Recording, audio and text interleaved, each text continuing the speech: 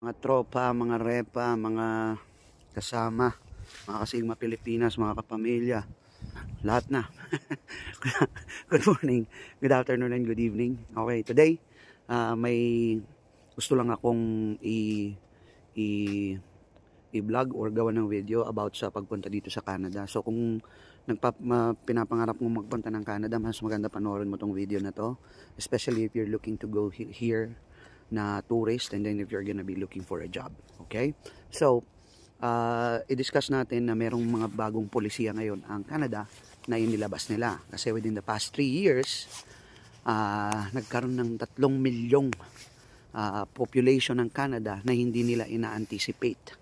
So supposed to be meron silang tinatawag na public policy that will end this coming February 2025, but unfortunately nag-end yun, hindi ako nagkakamali, is bandang mga September.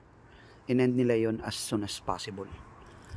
Hindi ko lang maalala yung exact date, pero ano ba ang ibig sabihin ng public policy? Ang ibig sabihin kasi ng public policy is a tourist can go here and apply for a job without exiting Canada pag natanggap siya. So ibig sabihin, pwede kang magkaroon ng work permit by the labor market, basta LMI. LMI, via LMIA kung low skilled worker ka. Unfortunately, tinanggal na nila yon. Ang natitira na lang ngayon is yung LMIA for median wage, or yung mga tinatawag nating mga supervisory or yung mga high skilled. So ang nangyayari ngayon is bumalik sila dun sa dati nilang process, wherein if you wanted to apply to Canada, kailangan mong mag-apply outside the country and you have to provide all the necessary documents para makarating ka dito, and you will attend here work permit or either PR. So yun ang bad news. So sa totoo lang, karamihan ng mga tourist dito ngayon sa Canada wala silang trabaho, and they are forced, or they are forced to leave Canada kasi nga wala silang mahanap na trabaho. So therefore, yun na yung magiging decision nila.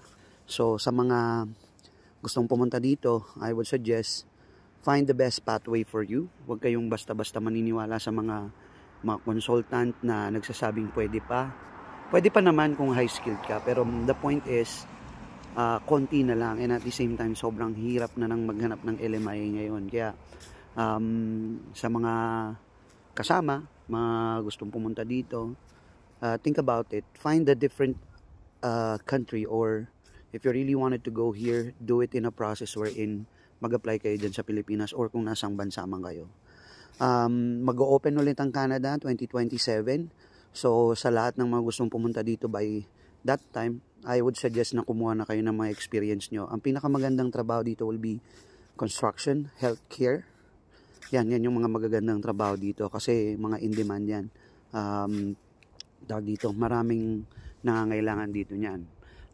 Sa mga meron palang ilalabas ang Canada na hindi pa sure kung kailan, yung tinatawag nilang HSWP and HCCP, which is Home Support Home Support Workers Program. Home support, and then yung HCCP, childcare program yun. Home Support Childcare Program yata yun. I'm not really sure about the terms, pero yun sabi nila lalabas yun ng January, and kung matanggap ka doon, ang kailangan mo lang is minimum 6 months of paid experience outside Canada, na ikaw ay isang caregiver, or ikaw ay isang healthcare professional, and then pwede kang mag-apply dito ng caregiver sa matanda or sa bata. So pag lumabas yon, and then natanggap ka, pag you will be landing PR right away dito sa Canada pag nangyari yon. So maraming tao nag-aantay nun. I think 8,000 to 10,000 people are waiting for that right now, and we are hoping na lumabas yon. Kaya yun, anyway, I'm so sorry for my crappy hair today. Naisipan ko lang kasing mag-video, but anyway, wag mawala ng pag-asa kahit na anong mangyari sa mga taong nandito na gusto pa rin lumaban. Nasa sa inyo yan. Uloy ba kung siswertihin pa rin kayo. Pero dun sa mga taong wala pa dito, I am encouraging you to think kung pupunta ba kayo dito as tourist? Kasi as of now, medyo mahirap na binabawasan ng Canada yung population nila. And by the year 2025, they are planning na lahat ng over 1.2 million temporary and foreign workers na may expire at yung mga mga tourists na may expire yung visa is kailangang umuwi. So, yun lang po. Maraming salamat. I'll give you more information as we go along the way. Pero right now, this would be the best information na meron kayo. Thank you and have a great day.